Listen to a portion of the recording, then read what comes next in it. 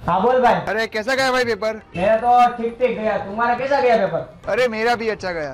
कल कॉलेज में मिलते हैं, चल।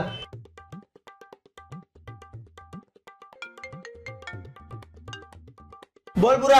આ જીગા કેવું ગયું પેપર? અલા આપણે કેવું જાય જોરદાર। 8મા સવાલમાં હું લખ્યું છે?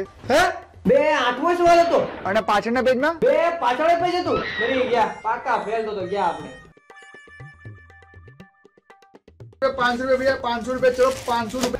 भैया कितने में दिया? अरे ओनली 500 रुपए में।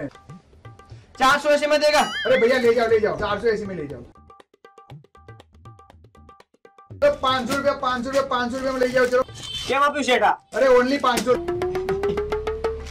કેમ શું થયું? 150 દેવું? અરે 150 માં ના પૂછાય ભાઈ। 160? ના ના ના 170? ના પૂછાય ભાઈ। 180? ના ના 190? અરે ના ના 200? અરે ભાઈ લઈ જા 200 માં। ये इंडिया जीत गया। જીત ગયા। अरे यार धोनी ने कल नહોતો ઉતારવાનો।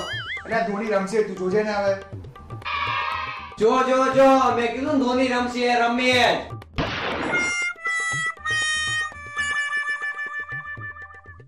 ये कपड़े आ गए, ये टोपी आ गई, ये रुमाल आ गया और ये जैकेट भी आ गया। हो गया बैग पे।